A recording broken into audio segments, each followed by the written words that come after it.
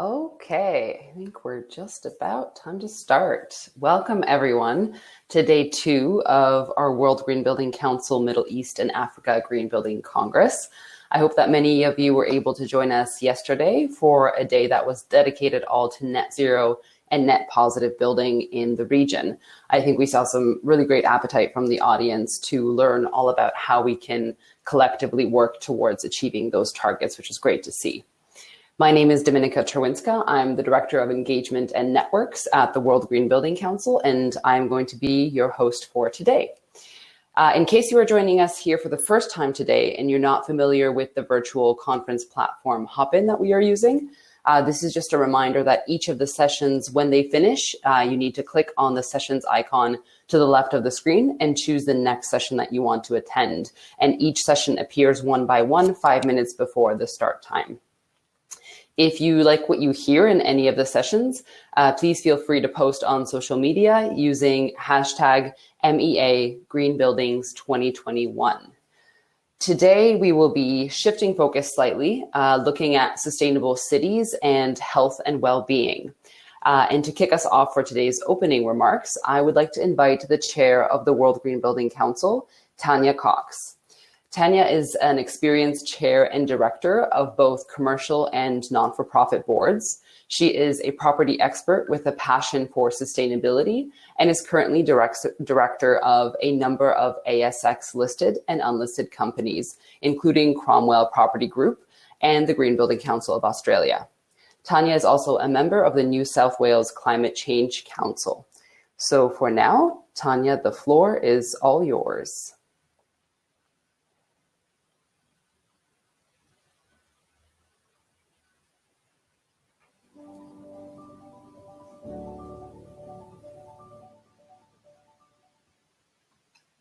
Welcome to the second day of the Middle East and Africa Green Building Congress 2021.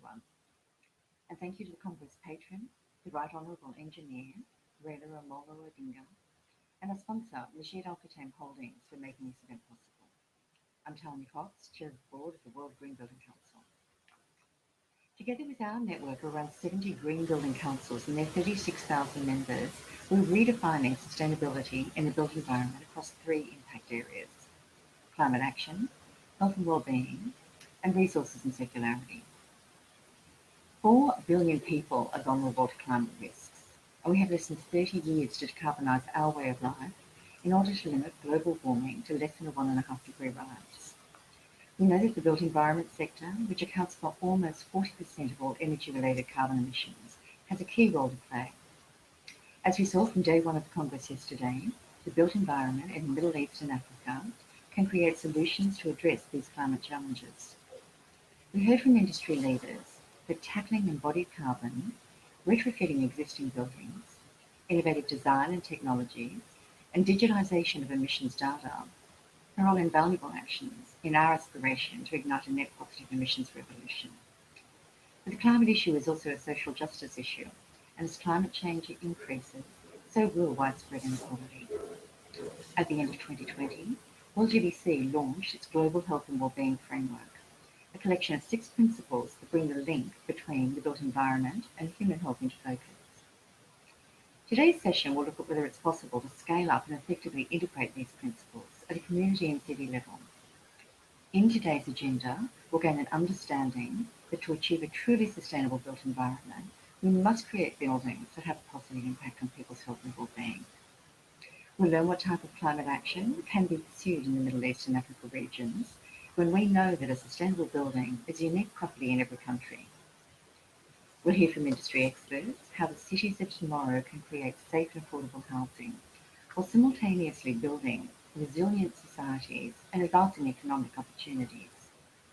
Our speakers will be sharing innovative solutions and technologies that are contributing to making cities more efficient and sustainable, as well as answering the big question: what role can healthy buildings play in protecting us from the extended effects of pandemic outbreaks? For more than 20 years working in our industry, I'm aware how far we've come, but we still have a huge amount of work to do to create regenerative, resilient cities and healthy communities. So now is the time to initiate radical cross-sector collaboration. Let's work together at a local, regional and global level to awaken the sleeping giant and make sure the world knows that the built environment offers a solution to climate change. I sincerely hope you enjoy the second day of the Middle East and Africa Green Building Congress 21. Thank you.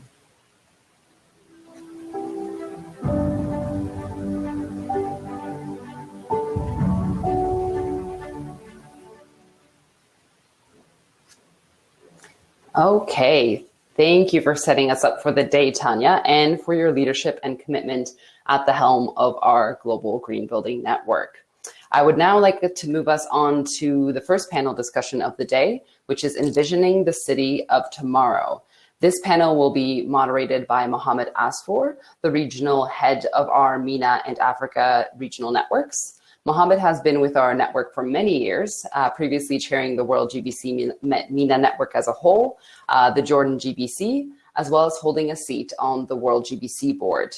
Mohammad has served as advisor, consultant, and chair across many sustainability and entrepreneurial-focused entities, such as the USAID, the Princess Sumaya University for Technology, the Jordan Investment Board, UNDP, UNEP, and several others. He founded the Queen Reina Center for Entrepreneurship and worked on developing the concept behind the El Hassan Science City, and is currently the chair of Wadi NGO and the board member of the Jordan Trail Association. Mohammad, welcome. The floor is yours.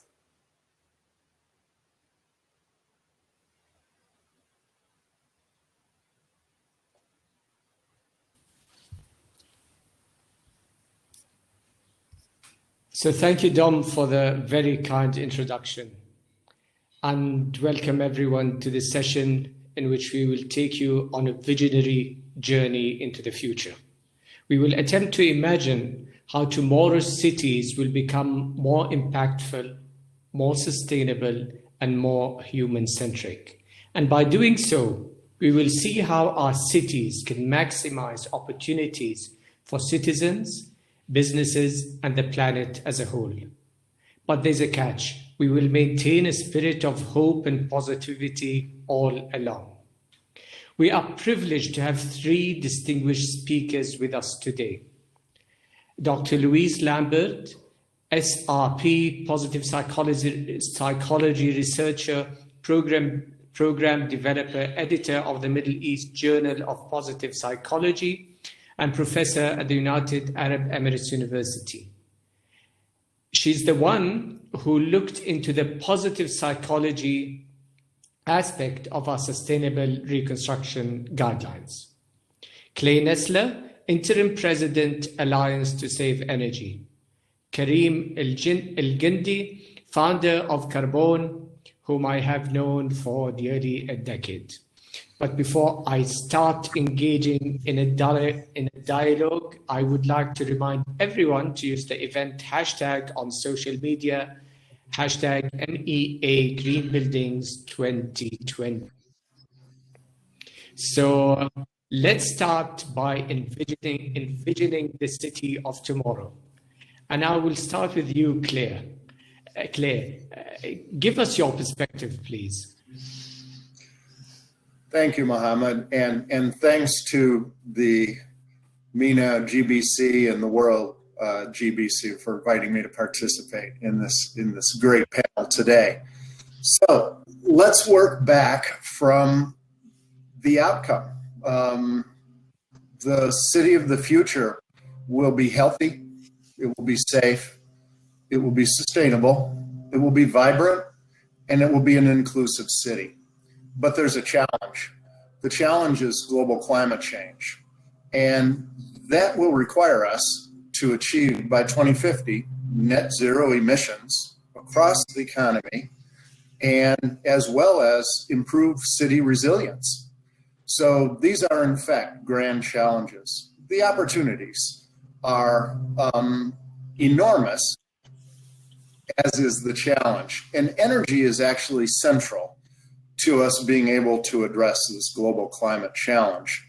And it's the energy used in buildings, which is the greatest sector in the urban areas. It's transportation, which is next. It's urban infrastructure, as well as in industry.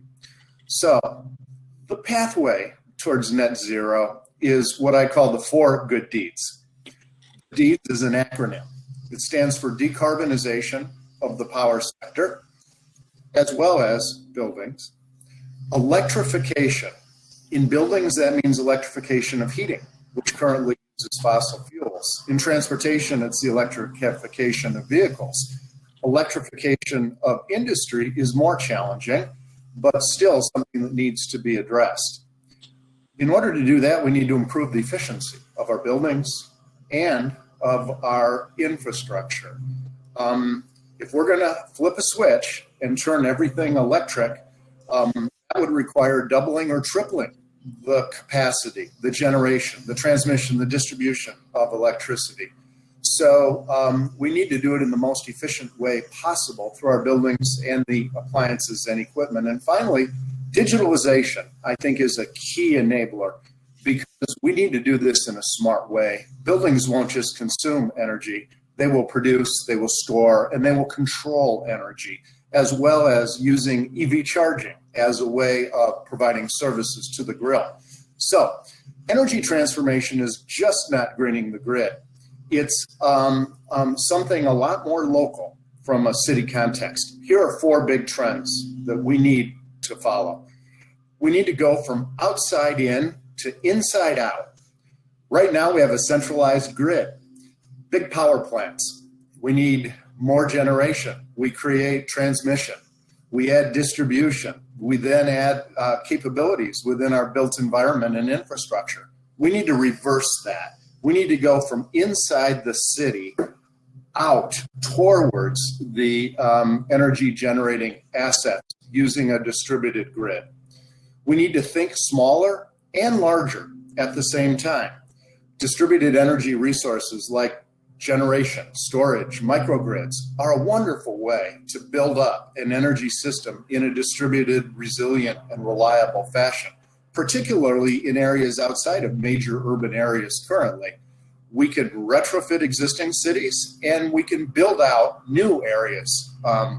Also, by thinking bigger, instead of just focusing on individual buildings being net zero, we can focus on neighborhoods and districts. There's tremendous opportunities to achieve net zero at a neighborhood scale that may be difficult for geometrically challenged tall buildings in an urban area. Think of water treatment. We think of it as a necessity that uses a lot of energy. But water treatment plants generate methane, which is a source of fossil fuel. They can generate their own electricity or use it for more valuable purposes like industry. Also, the whole process generates heat. Pumping that heat up with heat pumps and providing it at a district level provides great services. So what used to use a lot of energy can actually be a sustainability asset. We need both integration and distribution at the same time. Street lights, for instance, shouldn't just have LED lights and be efficient. They ought to provide EV charging outlets. They ought to be a vertical infrastructure for 5G, bringing broadband to citizens throughout communities. It ought to be a source of PV as well as storage. And think about demand flexibility today. Large rotating power plants provide the flexibility and regulation of the grid. Well, why not use smarter buildings? Why not use EV charging? With digitalization, we can provide services and stability to the grid in a distributed fashion. And finally, we need to be both smarter and simpler in our approach. Smart buildings are going to have tremendous capabilities through smart controls and IoT sensing and artificial intelligence, what we would call active efficiency. But equally important is green infrastructure, cool roofs, vegetation, bioswales. They're going to be key to reducing the demands of those buildings in the future and providing great resilience to cities. So those 4 trends are going to be key to achieving a vision of healthier, safer, vibrant, and more inclusive cities. Thank you. Thank you. That's really amazing. And now I'll move on to Loiuse. So you can now enchant us with your positivity. Thank you. I wore the green jacket on purpose. So hi everyone, I'm Dr. Loiuse and I'm a psychologist, so you won't hear anything coming out of my mouth around building, engineering, architecture, all this stuff. I take a very different approach to the city or places of the future, and I focus very much on less on how cities function and more on how people feel in those cities. So it's taking a very human-centered approach. And often we look at, infrastructure, which is important, but we forget that there's people that are actually going to be using that. And when we think about psychology generally, or cities in general, they're kind of the same in this respect. We tend to focus on the negatives. So we focus on traffic, commuting, crime, pollution, and all of the things that can go wrong. And we think that better cities can remove all of these. And if we just removed all the negatives, then we'd have these wonderful cities. And just like states of mental health, when we remove depression, anxiety, stress, we don't necessarily get happiness. We just get no depression, anxiety, and stress. We have to go the extra mile. We actually have to add positive emotions. We have to add states of engagement. We have to add meaning and purpose and relationships. So for me, the cities of the future are really thinking about how can people function well, obviously in that infrastructure, but feel good. And for me, there's a couple of ingredients there. So looking at things like play, and not just for kids. We tend to focus on kids, but we forget that adults need to play as well. And play could be socializing in very small street corners, neighborhoods, marketplaces, but where they feel safe, they can experience positive emotions like curiosity, inspiration, and this can be done through what cities look like, but also what happens in those little tiny human-scaled areas. Cities of the future for me also are places where people can be physically active. A couple of years ago, I ended up buying a car so that I could ride my bike, and I ended up putting the bike in the car to be able to go and ride it. So ideal cities are the ones where you don't need a car to ride a bike, but everybody can be physically active and you don't have to do extra mileage to get there or pay for it either. So physical activity in a fun and safe way should be freely available and safe as well. Other criteria for city of the future or design of the future is also looking at sociability. So often we think of shopping malls where people congregate, but they're not really there to congregate. They're there to shop. And so there's a little bit of a failure there. It's how do we bring people together, but maybe not force them to be friendly, because that could be creepy, but at least we can kind of force them to gently, in non-threatening ways, kind of bump up a little bit and be forced to say, hi, I see you, human, and to be creating social spaces where people can see one another as humans and not necessarily as groups or groups that have very clear identities and that maybe demand division, but maybe there's a triangular focus in that particular space where it's around art, it's around sports, it's around just some kind of weird installation where people have to come together and do something to produce an outcome. I also think great cities of the future will also have quiet spaces. We tend to focus on aliveness and an excitement, and this is great. It's what draws people to cities. It's also what drives them slightly crazy. So finding spaces where people can have some peace and quiet and contemplate life. And not some forgotten backwoods where it's not safe, but where quiet contemplation and meaning and purpose is a central feature of that area. And finally, nature. Nature needs to be not only preserved in cities, but added to cities. So good cities will promote nature, grow nature, and help people live sustainably with it, and feel good about it, and not that it's some miserable burden that they're forced to carry, but something that they actually enjoy doing. So maybe a bit of a naive, simple view, but I think cities should be fantastic and bring out really our best selves and our best lives. Yes, no. Thanks a lot for your input. Thank you. Karim, the floor is yours. Thank you. Thank you, Mohammad. Thank you for the invitation to talk a little bit about regenerative development and regenerative cities. It is a little bit hard for me to set my vision for the future of cities without explaining how I see the current moment we're living. So bear with me. I'll do it in less than a minute. So I think that life on this planet is at a really important juncture. I think as stewards of the planet, we are coming to realize that the economic and development models that we are following do not take into account the global commons, the things that we all share and upon which we all depend. The atmosphere, the water cycle, the oceans, the land and ecosystems, all these things that we depend on, they're all undergoing fundamental changes that our scientists around the world are telling us that they are due to human action. And cities, while only representing 3% of the land on this planet, they are at the center of this economic model. Cities draw materials and energy resources into them.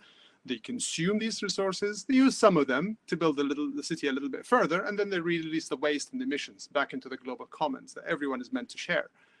And they become machines of consumption, if you like, an urban metabolism that is not too dissimilar from our own, from human metabolism.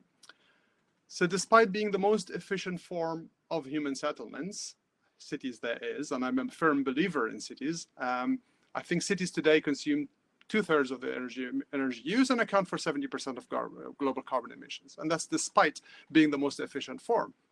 So the environmental footprint of the cities has changed radically from what used to be, being limited to the immediate hinterland, the immediate agricultural areas around the city, and limited in growth to available water, available biocapacity. But today, it can literally span the globe. The footprint of the city is now boundless. And we all know that we need to change our course in order not to cause further damage. But what does that new course that we aspire to look like? Our current aspirations today, and this is for all of us, everyone who works in sustainability, is to transform our cities into sustainable and resilient ones. That means cities that reduce their demand on energy and demand on materials, cities that reduce their waste and emissions, and cities with the capacity to adapt in the face of shocks and stresses that can affect their operations. And that includes, obviously, climate change. But we also still want to do this without undermining economic growth, without changing that economic model, and without giving up that standard of living that we have become so accustomed to. But what if we collectively can do better than this? Better than just allowing as limited damage as possible. Better than not addressing the damage that we have already caused over the last 2 centuries. And I'm here to argue that we should do better and that we can do better. And our aspirations shouldn't merely be to design and build cities in a way that balance economic growth with minimizing environmental damage. Instead, we should design every city, every urban development, and every site in a regenerative way, in a way that creates better conditions for the environment than those that existed before this city, this neighborhood, or that building was created. A future where both nature and humans can thrive is actually possible if we set our minds to it. And I always remind ourselves and others that we are collectively responsible to rebuild the environmental capital that this precious planet has had, and to collectively rectify what we have collectively caused in terms of injustice towards the environment. And cities are very central. They're indispensable to such effort of regeneration and restoration of the environment. Within 30 years, the vast majority of us, not just the majority, the vast majority of us will live in cities. Whether these cities exist in harmony with the environment or with nature or against it is really up to us. And while we're setting about doing this, rebuilding the environmental capital, we should also rebuild our social capital, which has been eroded. We should do so by taking measures to make our cities and communities more equitable and more just. My remarks here are not just a moral call to action, although of course they are founded in a principle of human stewardship on this planet, which is a very moral idea. And it is not just about next generations, where next generations are not going to look back very kindly on us if the planet that they inherit is worse than the one we have inherited, or if 3 billion of them end up living in conditions that are worse than the conditions that humans have enjoyed for the last 6,000 years. But this is also about us. This is a call for us. If cities become more regenerative, more in harmony with nature, not only will we avoid environmental disasters, but our own lives could be better. The cities we create will make our lives better. It might be a little bit counterintuitive, but if you love nature, build away as far as possible from it. Build in a city. The denser, the better. The more sustainable, the better. And try and transform it so that it has as little footprint on the environment around it as possible. And thank you. Okay, thank you, Karim. Now I'll move on to the second question. So you all describe your vision of the city of tomorrow, but how can we achieve that vision? What needs to be done? And what will you do personally to help make that vision a reality? Claire, we'll start with you, please.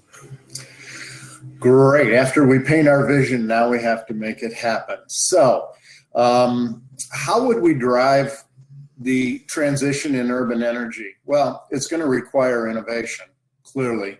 And the first thing we need to do to be innovative in our cities is we need to forget the old way of designing cities and building infrastructure and designing and constructing buildings. The key to innovation is forgetting old ways. But this is going to be challenging. Very few cities start from scratch. There are a few, and they're great test beds, and they're great ways to experiment with different designs. But this is going to be more like changing a tire on a moving vehicle. It's going to have to be done very carefully, and it's going to have to be done slowly and piece by piece over time. So, 5 areas I think that'll be critically important. First is we need more integrated planning. We need coordination between states, countries, if you will, and cities. And cities themselves are highly siloed. If we're going to address these issues, we need to treat buildings, energy systems, transportation infrastructure in an integrated way.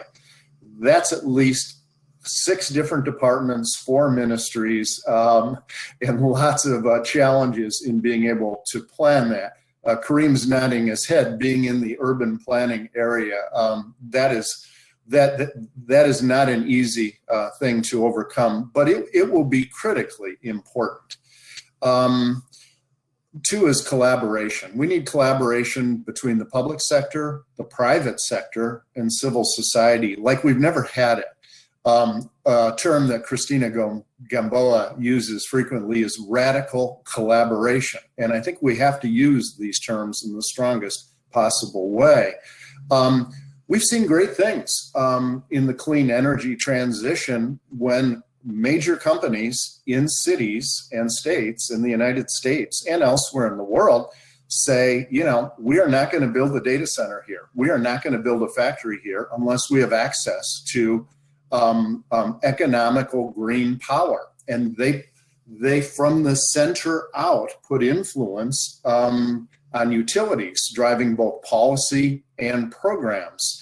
We need to use all the stakeholders. In the built environment, it's the private sector that designs them, constructs them, operates them, occupies them, tears them down in the end. The private sector is incredibly important to cities, both economically and structurally. So there's much greater opportunity to leverage the private sector in this integrated planning.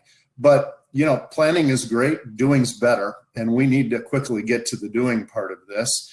That's going to take new policies. We need both carrots and sticks, incentives and regulations to drive this. Things like zero carbon building codes. They start as stretch codes, and all of a sudden the bar gets raised, and all of a sudden we're designing buildings that use 50% less energy, and that energy is clean. We need appliance standards, particularly for cooling equipment. With the growth in cities, the warming of the planet, we need the most efficient cooling equipment using low global warming potential refrigerants.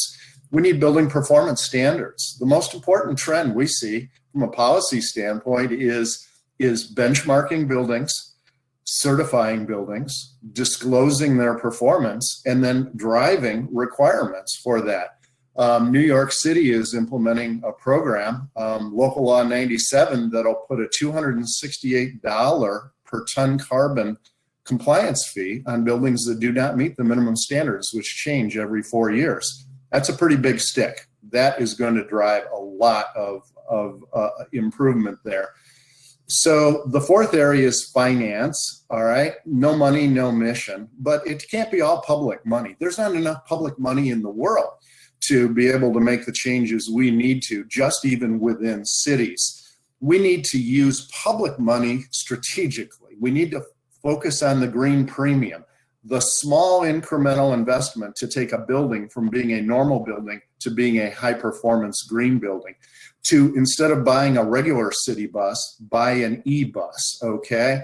We need to use that public money and concession financing and credit enhancement to address the incremental cost of doing this right. We also need to monetize and value climate risks. If we're going to invest in resilient infrastructure, we need to clearly take into account the risks. And finally, we need to take advantage of new business models. We know that there are PPAs for solar and renewables, but there are PPA type structures for buildings, for infrastructure. That needs to be considered as well to bring in the private sector. And finally is capacity building. We need lots more awareness through webinars like this. We need lots more education of key stakeholders, and we need training. We need a skilled workforce to be able to do this work. Within one country that I happen to live in order to meet some of the climate goals, we're going to need to increase the renovation of buildings 17 times. We don't have the workforce currently to do that. So, and the last thing is we need to include equity and inclusion in everything we do. That has to be a lens, whether we're planning, collaborating, policies, finance, capacity building, all needs to have an eye towards being inclusive. So through those steps, we can have healthy, safe, vibrant, and thanks to Loiuse, quiet cities that are resilient and sustainable. Thank you so much. Thank you so much. So Loiuse, within 3 minutes, your perspective, please, on how can we make the vision happen? Yes. Okay. Because I think I can see, yes, there are a few questions from the audience that we had not. So I'd like to take 1 or 2 of those if possible. So. Okay, yes. So just tying into this idea of climate change, I think what's important is to realize that if we're going to create better cities, we have to prepare people to live in them. And to live sustainably, people are going to need to get used to the idea of doing with less. And I think that is going to be very upsetting for people when they realize you can't have a Hummer anymore. A, you can't park it. B, it's bad for the environment. But 3, you probably won't be able to afford it either. So we kind of have to develop this idea of sustainable happiness. How do we balance living more sustainably and still take joy out of simple things in life that are maybe not what we aspired to? I think just to answer the question quickly, I also think we need to maybe look at how do we devise and prioritize an explicit well-being framework so that when we're putting all of this together, again, we can put together all the infrastructure, but if people aren't happy with that and the sacrifices they're being asked to make, or at a minimum, the changes they're being asked to make, they're going to rebel, and we don't want people to start burning buildings either. So it's how do we change that collective willingness and desire to live more sustainably and be satisfied with that as well. And I think that's where the role of psychology can be very useful to start thinking about what do we need to be happy, and what does that need to look like. Karim. Well, regeneration is quite a high bar. I will try and create a roadmap for it. Well, first of all, the most ideal situation is we change our economic model so the environmental impacts are not external to the cost. This will encourage developers and the private sector, of course, to find creative ways in which the development can be a net positive to the environment or can add environmental capital. When people pay for things, it tends to concentrate the minds. We also need to change our consumption model from a more extractive one into a more circular one. So plenty has been said already about circular economies, etc. We do this take, make, use dispose model that we currently follow. We can't follow through with that.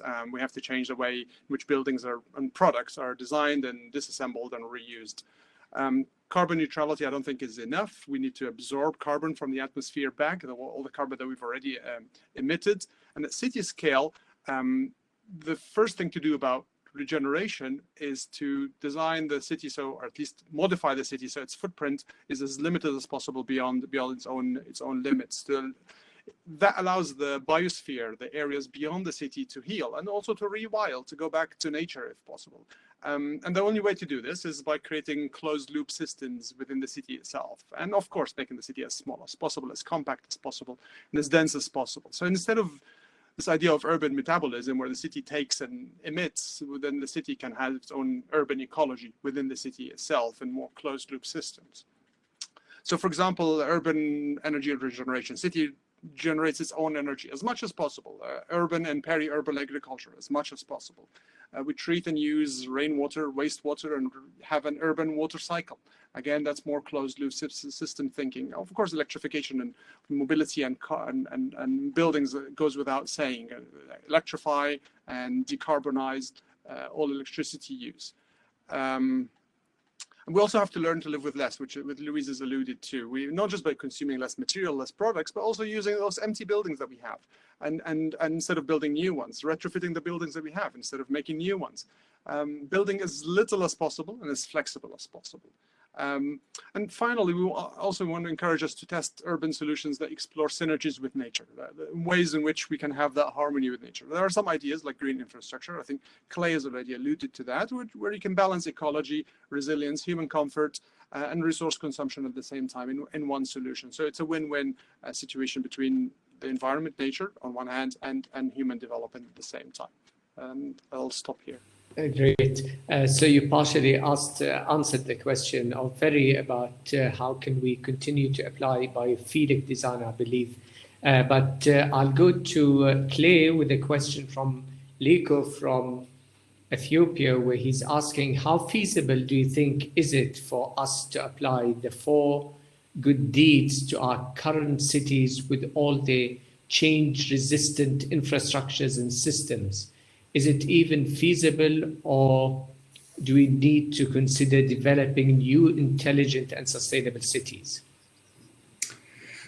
I certainly hope so. And again, using my term, changing the tires on a moving vehicle, it is going to take time, and we're going to have to do it carefully. But I believe with a phased approach, we can definitely achieve that.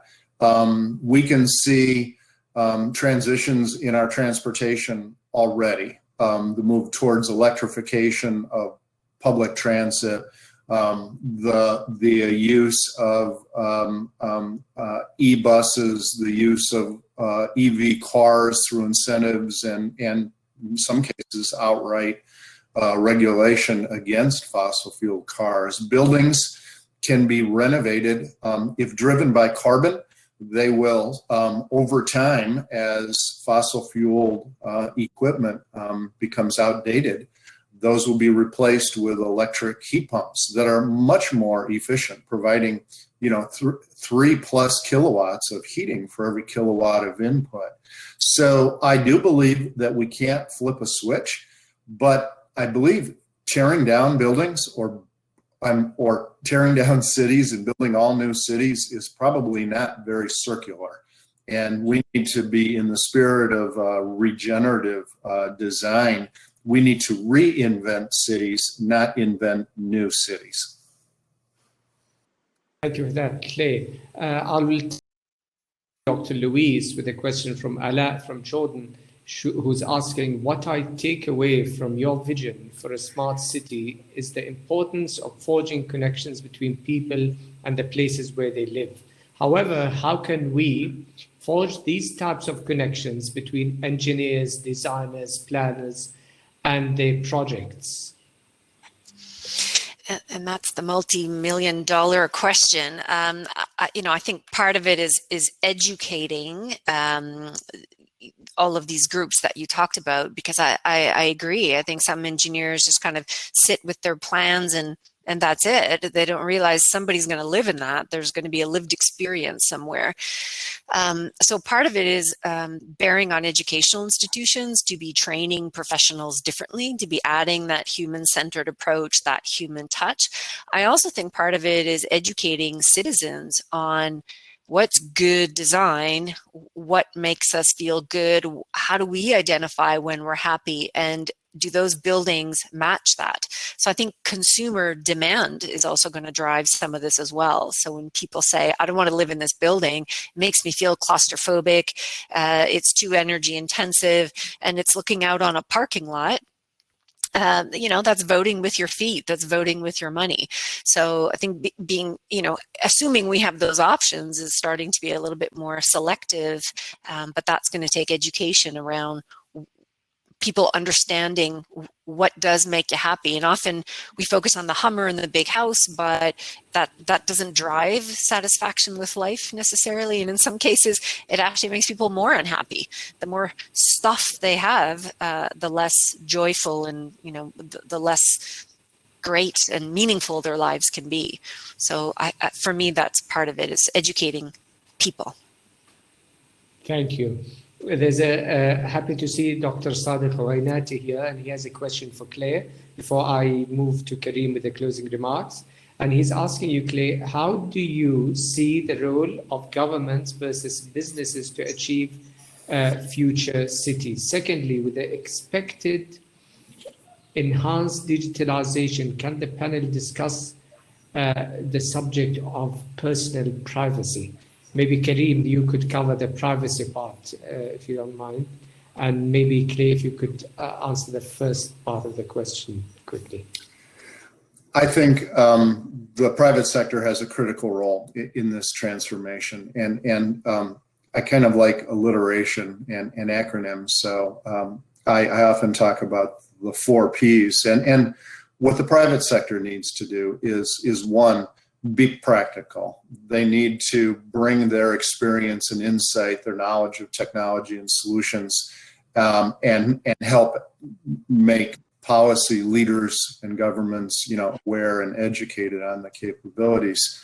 They need to be professional, right? In engagements between the private sector and governments, you know, working on planning at the scale I'm talking about is not an opportunity to get a preference in a particular project or bid.